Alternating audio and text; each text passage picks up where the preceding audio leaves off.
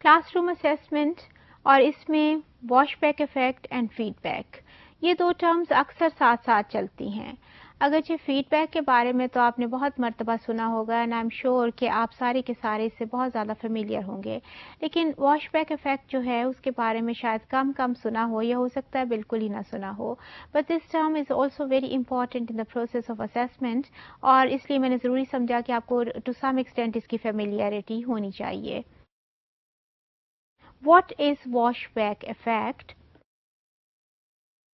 वो इफेक्ट जो हम लाने की कोशिश करते हैं in the as a result of assessment, या असेसमेंट के नतीजे के तौर पे जो चेंजेस हम लाते हैं, हम जो इम्प्रूवमेंट हम लाते हैं, उसको हम वॉश बैक इफेक्ट कहते हैं।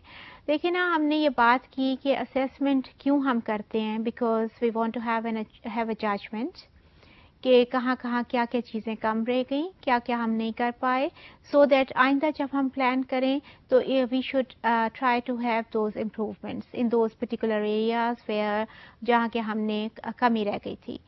तो ये जो हम इम्प्रूवमेंट करेंगे ना और पॉजिटिव चेंज की तरफ जाएंगे, this is known as wash back effect. वॉटिस ने इसकी एग्जैक्ट डेफिनेशन दी है।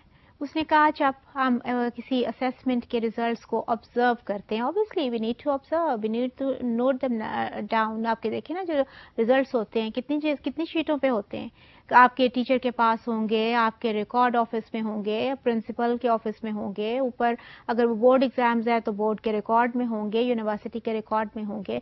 तो ये these are observe, these are noted, और इनको जब हम कर रहे होते हैं, नोट कर रहे होते हैं, ऑब्जर्व कर रहे होते हैं, और इनके बेसिस पे हम चेंज ला रहे होते हैं, तो वो वाला जो है उसको उसने कहा कि ये इफेक्ट जो है वो वॉश बैक इफेक्ट है। अब इस फिगर में आप देख लें, सबसे पहले आप एक सेट आप आउटकम्स करते हैं, लर्निंग आउटकम्स आप सेट करते हैं ना, आपके कोर्स के होंगे, आपके क्लासरूम के होंगे। मैनी टाइम्स हम टीचर्स जो होते हैं वो लेक्चर से पहले भी कह रहे होते हैं आज के लेक्चर में हमने ये करना है, आज के लेक्चर में अच्छा हमने ये बात देखनी है खास तौर से। तो ये क्या हो रहा होता है, वो ऑब्जेक्टिव को मार्क कर रहे होते हैं। तो इसमें आप फिगर में देखें कि सबसे पहले उन्होंने इसको सेट उसको किया है आपके लर्निंग ऑब्जेक्टिव को, उसके बाद उन्होंने उसके एक लर्निंग एक्सपीरियंस क्रिएट किया है। According to that objective you try to teach something, you try to learn something.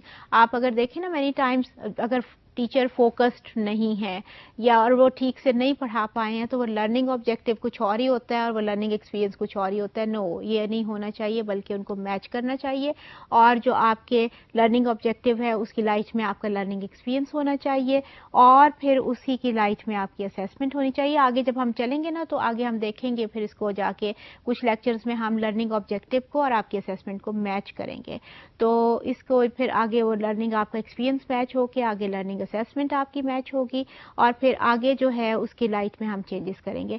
तो आप ये देखेंगे सारी चीज़ जो है ये एक लूप की सूरत में बन रही है। And if you remember those lectures in which we talked about learning loops and you see links जो कि असेसमेंट के प्रोसेस में बनते हैं, तो उसकी लाइट में आप इसको देखें कि यहाँ भी एक लूप बन रही है, यहाँ भी एक लिंक बन रहा है, और ये just see the arrows, how these arrows are connecting different steps with each other, और फिर ये सारे स्टेप्स एक लूप की सूरत में भी चल रहे हैं और ये आपस में एक दूसरे के साथ भी लिंक्ड हैं।